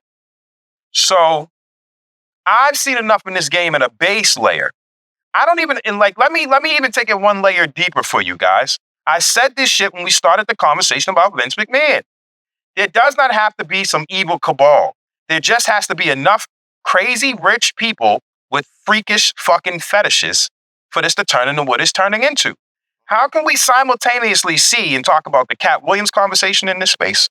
Simultaneously see Diddy got alleged from one side of the gamut to now the other side of the gamut. Weinstein, Epstein, any fucking Steen you can think of, the Berenstein Bears, nigga, everybody's going down. Look at everything happening in the wrestling. Just imagine, too. Like, look at it. Like, NBA's we're not really talking about it like on the level of that. NBA's not the same shit. Like, it's all the same shit. People shitting on people's heads. All the same peeing on shit. Getting videos of peeing. Come on, man. Power. None of that. A lot of these fetishes are power driven. Yeah. If you like your toes sucked, if you like BDSM, that's a relinquishment of power. But if you're the one, if you want to shit on a person, what else are we talking about? What else are we talking about but power dynamics? Even if it makes you watching somebody pee. Like, it's because I can. You think about that too. Because I can. Think about that too. I just have the money to make you do it. Right, but think about this too. If you don't think that that's about power, understand the dynamic of that, right? That's when, historically, right? Every animal. That's when you're at your weakest. You ever take your dog out and you're walking your dog on a leash, and you notice that your dog bends over to take a dump, and they stare at you. They're staring at you. You know why your dog's staring at you? Because your dog knows that it is now at its most vulnerable point, and it's looking to you to make sure that you're protecting it right now. Correct. Because if something happens to it, it's done because it's super vulnerable while it's shitting. Same thing when it's peeing. That's when you're at your most vulnerable. Someone that like gets off on that is because they know that, oh, I'm watching you at your most vulnerable moment. Yeah, they're weirdos. And I just think that, truthfully, aside from everybody's favorite conversation, talking about shit ain't fixing shit. There is not, the freedom that you have to talk the way you talk, someone died for you, basic bitches. Y'all some basic bitches. Y'all don't want to accept the basic, ugly nature of life. There's a food chain to this shit. Mm-hmm. Okay? Mm-hmm. And there are some people that enter ranks of food chains they shouldn't fucking be in. And things happen in that realm. And money talks. We've watched, I don't give a fuck if you love them, hate them, loathe them. You can pick either side of the aisle. Whether it's a Biden laptop or a Trump conspiracy, we've seen, proven that rich people operate. How can you have 64 fucking felonies? I have one felony. I'm locked up right now. My black ass is, Sean, nigga, bail me out, nigga, Sean. They caught me at the light, nigga. Niggas is locking us up for speeding tickets. Niggas can have 64 made up, whatever you want to say. They are felonies on the books being processed. You got fucking Biden with his fucking crackhead son, for sure. We have coke. Everybody forgot about the coke that was found in the White House. That was this administration. I would have expected, now I'm not even going to fuck with y'all. I would have far expected way more that coke would have been found in the White House under Trump through one of his other people. Facts. Somebody was chilling. When I heard the line, I automatically said they must have had a typo. They must have been Trump administration. Then I saw, oh, these niggas is partying. Mm-hmm. So again, I think that, yes, nigga, I think that there is some of this shit is ritualistic and some people volunteer because they already knew what the ritual is and they do it on their own. And so, I'm not, forget the perversion, forget the soft bullshit about wearing a dress is to effeminize you, da-da-da-da-da. You ever heard it? Listen, Greek colleges that have been pledging it. What the fuck do you think hazing is? These are rich, privileged kids in space that their daddies hate, and their daddies hate, and their daddies hate. Hazing is nuts. And Nuts. so here's another thing, too. The younger generation doesn't get that. I pledged a fraternity, right? Not saying it's right either. And we had hazing, but not like some other hazing. They had some crazy stuff. We had a chapter that got shut down, right? Because they made the whole pledge class do a 10-mile walk, something like that, right? One of the kids had a broken leg and was on crutches. Oh my God. He got back and they told him that he took too long to do a 10-mile walk on crutches and made him lay down, and they all peed on him. I was like, if that was me, so first off, if that was me, a lot of people are catching crutches to the dick. All right, let me ask you a question. It's just going to really fuck y'all up, right? I bet you that was also one of the richer. I don't know that it was that, but it was in Texas. So Texas is one of those states where, like, you're either Greek or you're a nobody. Yeah. So people take that. But again, so think about that. That's the same thing. Like, when you think about it like this, in that community, right, you're either Greek or you're a nobody. When you get into this rich entertainer community, you're either a Greek or you're a nobody. And you see what happens. People get shunned. They're like, wow, that guy was good. Why didn't he ever make it? Because they didn't want to take part in these rituals and be a part of whatever's going on. And I want to stop before anyone even tries to say it. It's not the Freemasons. I'm a Freemason. I'm sure you say, where am I? But it's not the Freemasons. Trust me, I'm not on that level. I ain't getting all this stuff. And no, stop. No, I just think there's other things that are going on. I think that if you look around and you start to realize most of the fraternities that get caught in some of the craziest amount of hazings are some of the richest, most privileged ones. Oh yeah, this is true. There is a correlation between money, power, control, and dynamics. This has always fucking been. Like, listen, you soft ass pussies. Genghis Khan is, what is it, like 1/3, 1/10 of people on the planet? This son of fuck, rape, pillage, concubine, so many bitches that his DNA is in like majority of the populace, is in everybody. Genghis Khan.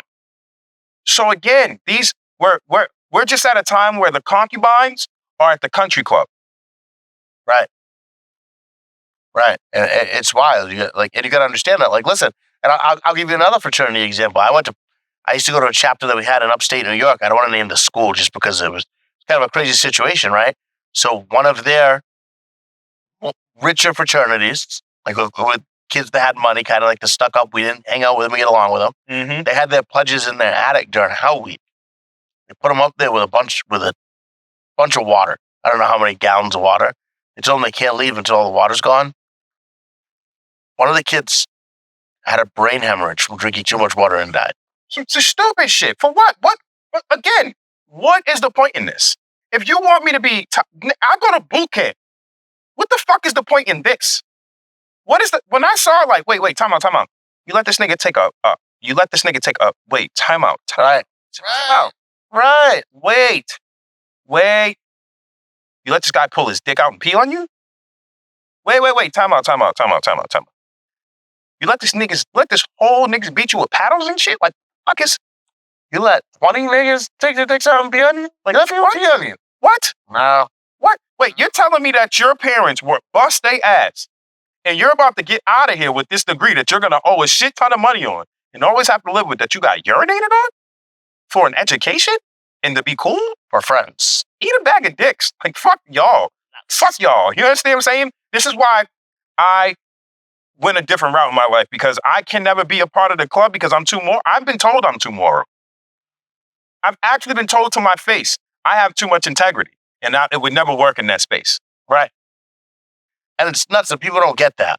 People, like, when you say something like that, like, oh no, you just couldn't make it. And here's the beauty. People are assholes because I'm still living great. I'm living fucking fantastic. I just can't do it in that space. And I see most people, like you just said, most people take it that way and they give up because they're pussy. No, there are plenty of counter folks that have learned to build, and it's a quieter build, unfortunately, but you have to do it that way. That's the only alternative. Or be the sucker that, well, you just didn't make it. Okay. If I didn't make it into the shit on me club, no problem. Right. Fact. And that's the thing. Like, listen, when you talk to the people that didn't make it because of shit that they saw, what this is the thing that really gets me, that makes me wonder, like, how do you guys not get it? The people that you talk shit to them, they don't get mad. They never like, oh, you shit. No, they don't care, because they legit saw something or was asked to do something that they didn't feel comfortable with. And I feel like people don't understand that. You got to recognize that. But this stuff that we saw with John Cena, I didn't see the whole thing. Listen, but I'll tell you, look at this. All right. Compromise, or you can be compromised. Right. You get it? Please understand what I just said. You can compromise until you're compromised. Be careful. Capitulation is not always the way. And in some cases, people are testing you to see what you will let them do. It's like a child. When you're raising children, like, I'm in a 6-year-old window again. And it's always testing dad's parameters, testing the barrier to see what is the limitation of what I can get away with and what I can't get away with. And the more inconsistent I am, the more inconsistent my child will be. So again, be careful who you want to be your fucking celebrity idol daddies out here. Mm-hmm. Now, look at that picture. Just looking at his face, either he is just an amazing, amazing actor. He's not. Right. And he's not. But you look at that face, that looks like someone that's like, oh my God, I don't believe they're making me do this. Yeah, they are. Okay? Like, and here's the crazy part. Y'all ready? I think I know who hit up the committee and was like, nah, we're not letting that nigga in unless he does this because he embarrassed me. You know who? No. Who is a mega movie star that came back and he fucking insulted by letting the audience know that he had his script written on his hand. The Rock. Interesting. Very interesting.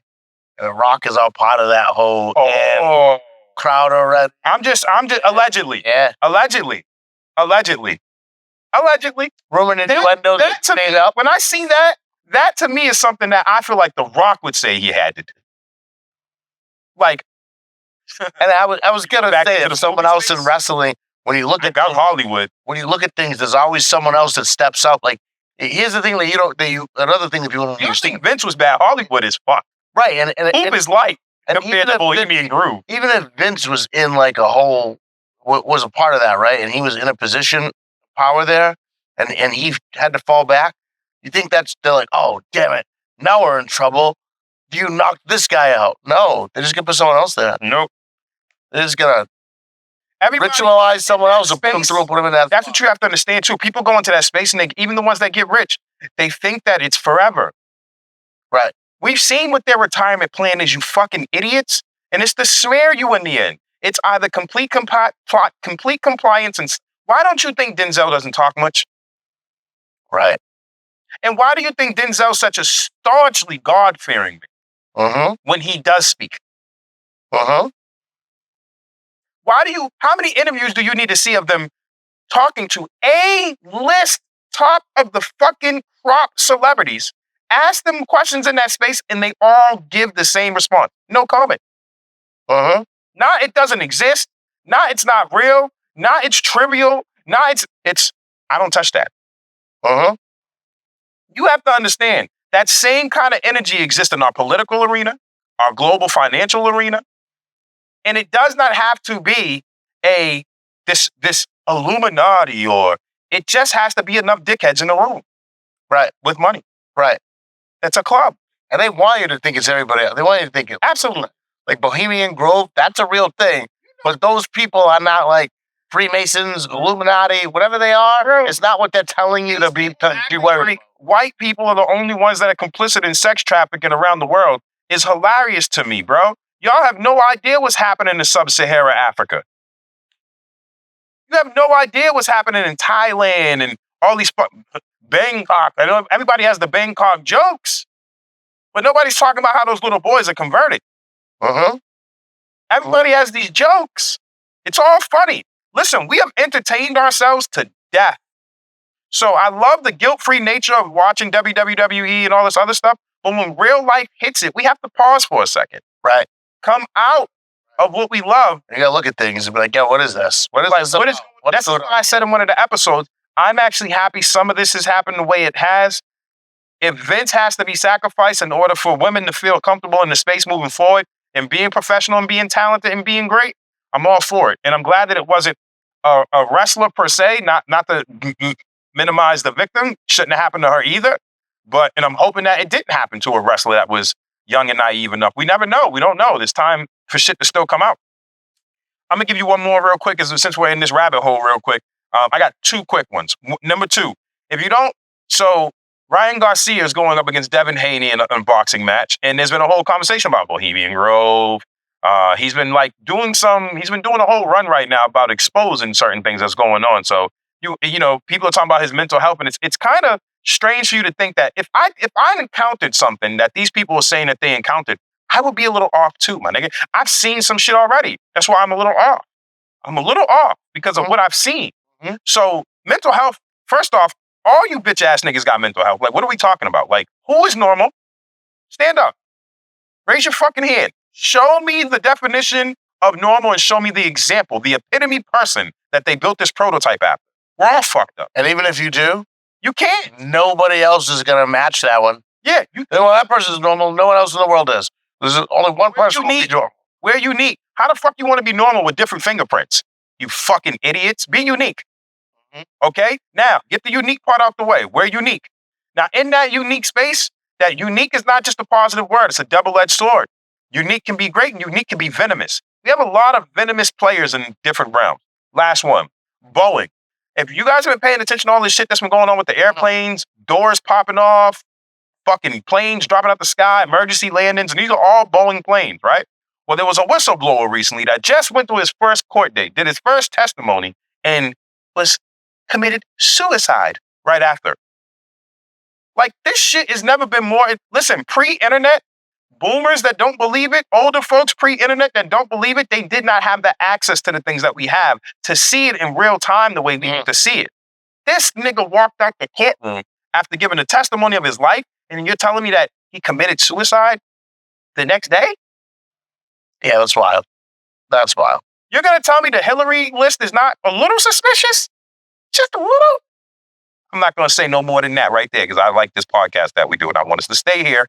But trust me, I'm going to drop breadcrumbs all the time. And that's why you don't hear any wrestlers talking about it like this. Like, nah, I ain't saying nothing. I try to overdose next week.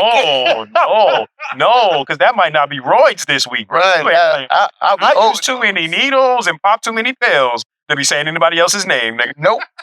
I'm going to get the Fetty shot fucking around with Vince. You better leave that shit. Triple H is like, we do not speak on that. We're moving forward. That's that. Seriously, like, think about it. Hey, that's not one space that they're just like, nope, I ain't saying nothing. Correct. Because you know why? You have to treat it that way. Otherwise, you end up with like versions of like the MLB scandal. You have to treat it that way. You have to say, this is it. We're focused on that person. We're moving forward. Mm-hmm. You open the door and say, well, Joe Slow over here. Now you open the floodgate for it to be a larger thing. So you have to. Well, I also think on top of it, Vince, they were talking about this group of people and this this whatever you want to call it. To me, if that's real, Vince is a part of that. Look at who he rose with. Look who his people are. Of course. You know what I mean? Like, he rose with all those people. He like... Respectfully. When people keep talking about the Epstein logs and all this other shit and they keep talking about da-da-da-da-da-da, but Trump, guys, I don't give a fuck about your political affiliation. I could give two shits. If he's on the logs, he's a person of interest. He's a fucking suspect in my book. Right. Now, when I have two parties with the fucking entire list of top candidates on this list, again, you guys are pussy. You like talking about it. You're not going to get up. And the thing is I was always ready to go to war, and I decided I'm not dying for these pussies. I'm not dying for you motherfuckers because you don't really want to fight about it. I wanted to go on some vigilante shit before. Like, I was ready to go on the registered. I'm telling you, allegedly. I was ready to go on the offenders list and go out here with my Sting baseball bat and war paint and crack some fucking heads. Because coming down from the rafters. Because I literally coming down, this nigga coming down from the awning. and then boom, bash a nigga in his fucking skull because I believe that predators should be dead. But y'all too soft. Y'all want to save these niggas. If there's one thing that's unredeemable in the world, is harming children. Unconsenting adults, we can debate that. Rape of a child should be punishable by death. And y'all are mad because Vince McMahon pooped on a girl. Correct. I'm just saying. Listen, I don't know what that was. That was crazy. That whole thing was nuts. But it was for the movie. The stand. You didn't think it was? Hey, I did. Do you think it was just for that? No. I think two things are true. I think why would John Cena need to go that far for a role? Right. Have you seen the movie though? I'm gonna watch it tonight because of all this bullshit. So when you watch it, you're gonna say, "Oh no, that had nothing to do with it." Well, that's when I was looking at the thing. I was like, when I say for the movie, I don't mean promoting the movie. I mean literally. You want to get back? You want to get onto an A-list? Because he was backdooring a lot of shit. Mm-hmm. I know The Rock wasn't necessarily happy about him backdooring into the Fast and Furious series. They still have real beef over that. Yeah. Rock is petty, bro. You think about how much money this nigga got. He's still highly upset at that. He doesn't like to be showed up at all. But that comes with the competitive nature. But here's the problem. There's good and bad competitive natures. So anyway, I think when I say for the movie, I mean for him to stay in the Hollywood graces. I think he went, white folks tend to go way above and beyond. I think we've seen similar shit from Jim Carrey, and Jim Carrey tried to talk to us about it, but we don't listen. So do you think that even taking that role might be part of that? Yes. But like, yeah, dress up as a girl. Actually, fuck it. You're gonna be a. Why do I need to dress anybody up as a girl when girls exist? Are girls not funny enough? So you know, though, just asking. The dressed up like a girl is a very minor part, super minor part of that movie. No. When you watch that movie, you're gonna be like, well, you're gonna be like, oh, really? Listen, I'm not knocking people. Listen, let me go further. If I want a man to dress as a girl, why wouldn't I just hire a trans actor? Why do I make people that aren't in that disposition? But so that's probably the role. So I'm not saying for him. The way that they were presenting that for him, it's nothing like they presented it. He's literally his character. His character in the movie. At one point, he explains what he does. He's in Vegas, and he does an adult outrageous impersonation. Yeah, it's outrageous. So he sings. Yep. He does songs, right? But it's all sexual. Yeah. So he covers songs like "Oops, I Did It Again," but it's sexual. Yeah. Right. Yeah. So that him dressed as a girl was just from that scene of him doing "Oops, I Did It," and he does a bunch of different things. For me though, it's like, but when you watch the movie, you're like, oh wait, he's not playing a trans or a gay or anything like that. But they presented it like that. Forget him. I want a comedian. I want someone in the space. I want someone who's a lot smarter than me to explain to me why is it funny, though? Why is men in dress funny? Why is it funny? No, niggas why is it funny?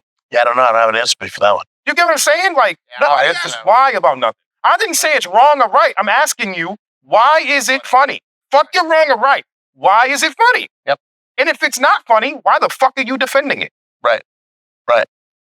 I hate y'all. I'm getting on this, Sean used to come here talking about what he don't like. I fucking despise humans. I think Thanos was right. I don't think I said I hated anything today. He did. It was first me. Episode was me. I didn't hate anything. It was me. I hate y'all. I think Thanos was right. Thanos is the greatest hero of all time. The Avengers fucking suck. Half them niggas should have been snapped out. If this is the version of Hulk that we got left, that nigga should have been evaporated into dust and we should have kept Thanos, nigga. I said what the fuck I said. Oh, man. So, guys, go watch Ricky Stenicki if you didn't watch it. Yes. It's Lionel's going to watch it. Next week, he's going to come on and be like, and I don't know what you're talking about. That had nothing to do with any of that shit. And we'll probably get deeper into whether The Rock I mean, whether John Cena just went through some ritualistic shit. It's my room in the innuendo that The Rock made that happen. He said, "Oh, that bitch ass nigga want to be aware? Yeah, make him go out there with no drawers on." Right? Maybe. But I do think. I mean, just to look at it, and if you've seen the movie, you're gonna be like, oh yeah. But like, why? Why? Why? I'm gonna ask Like, you. why? Ask you. Why be naked? What's the point of it? If you tell me it's to sell, To who? why? Who? It's the Golden Globes. It's supposed to be like a family show. Nigga, thank you, sir. Hold on. My bad, guys. My bad, guys. Just leg drop both these motherfuckers. Hold on. Time out. I'm gonna wrap it up. You just said the biggest part that I want to talk about. So let me get this straight. White male goes up on there naked. No outrage. Black man slapped a nigga talking about his wife. Wait, you see him? Oh, that's weird.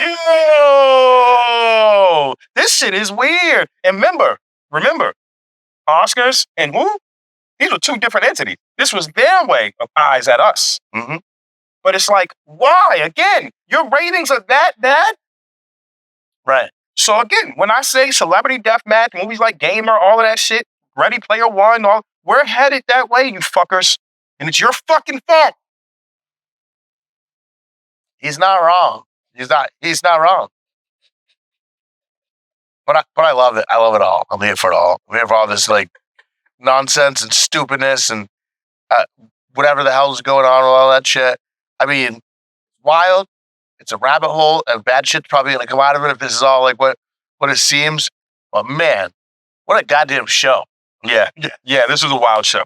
No, I just mean like everything going on in the world. Oh yeah, I mean that's why this show's great. I mean, yeah, this is a wrestling pod, but obviously we see the parallels and we touch on different things. So I love that because you allow that dialogue to happen. It overlaps all the time. It does. I mean, there's always things that overlap into what wrestling is, right? And wrestling is supposed to be that get away from reality that's still like a mix to reality, so you don't feel completely gotten away from it. That's the whole part of it. Kayfabe, like what's real, what's fake, blurring the line. So it's very interesting to see all of it and everything that's going on. I'd like to see if Cena ends up back in WWE or where he goes from here. Like, to me, if John Cena becomes that next level superstar out of this, then we're going to look back at this in 3-4 years, right? And be like, yeah, that was a ritual. That was something. He got himself into that in crowd. But I mean, who knows? We'll see. Is it true that Cody tore his bicep? But that was last year. Oh, okay. Yeah, because why does it say this year? That was crazy. I don't think so. They probably just clickbait. Clickbait. There's too much clickbait. That's the other thing. Stop with the fucking clickbait. Yeah. Oh, yeah, Dave Meltzer. Let's give me my rant, because I think we didn't have a rant on Tony Khan doing too much coke, although Tony Khan thinking that putting Sasha Banks on to start the show and end the show was going to... That was coke. Be the thing. That was too much coke, Tony. Yeah. A little bit low, a little bit down. You were good with the start. Great way to start the show. Broke 1 million. The end of it, look what happened. Lost like half of them. Chill on the coke, you would have been good. 2 lines, not 4. That would have been perfect. Just, I'm telling you. It threw me off completely. I forgot where I was even going with Meltzer. So Dave Meltzer had, everybody knows I'm not a big Meltzer fan. Living in his mom's basement, in his clutter, posting shit, calling things 5-star matches that aren't, claiming news that isn't news. Brock Lesnar was not removed from the alumni webpage at WWE. Dave Meltzer reported that this happened. It did not happen. It's not the only thing. He's been wrong on a lot of things, especially recently. And some of it is because they purposely feed him bad information. The other half is just because he doesn't know what the fuck he's talking about. He wants to sound good. Yeah. So, I mean, the problem with like this being first culture is a lot of bad info and intel coming out initially. So you have to train yourself to like hear it, laugh at it, pontificate, talk about it, whatever you want to do, but don't believe shit until you vet it. Like, you got to vet it, man. And you got to wait to see how shit plays out sometimes. I don't care about being the first to get news up, except for one time I did. One time, I got news from someone who worked in the sheriff's department that Aaron Hernandez was getting arrested. And I broke that shit on the internet before anybody else did. And everybody was talking shit. Go look on my Facebook page, you'll see it. Go scroll back to that time. Everyone was talking trash to me, telling me that I'm an idiot and I don't know what I'm talking about. And I'm just trying to break news first. And then he got arrested like 2 hours later, and everybody was messaging me, dude, how'd you know that? I'm like, oh, and there's someone in the sheriff's department. That person's mad at me because I was used to say nothing. Man, living out here is wild, man. That is 1 degree of separation. You can't be telling like shit. Right. They were mad at me. I'm like, I didn't say your name. I didn't say where it came from. I just said I had a source. He got mad. That's all good. Yeah. It happens. It happens. But anyway, next week we'll be back again. Yes. Barring any craziness that goes on in the world, yep. We will have a show for you again next week. Continuing the road to WrestleMania. And listen, we have never got the Smarkies out at this point. I feel like this year's Smarkies is just going to be something in writing somewhere. We'll maybe talk a little bit about it on air, but it's kind of way too late. Do it together. Just us two. Just do it. Just bang it out. Next episode. We could. You know what I mean? Might be something that just happens next episode. Yeah, because we can do it as we go. Where I feel like we're at the point now where there's not too much going on. We're at a quiet point right before Mania. Look, the part of the news today was Vince McMahon asks people how to spell romantic rendezvous. That's where we have for wrestling news right now. So it's funny that he thinks romantic is synonymous with shitting on people. Or is it rendezvous? Which one is it? Yeah. A romantic shit, right? Yeah, he probably God damn it. Anyway, we're out of here. We'll be back with another show next week. Stay tuned. Tune in. Like, share, comment, all that good shit. Follow. You want to say anything before we get out of here? Nah, man. Y'all know what time it is, man. He hates you. I do. Follow now. I love you. I'm Sean Puff. And this has been Smart Monkeys and Super Kicks. You weak ass bitches. Peace.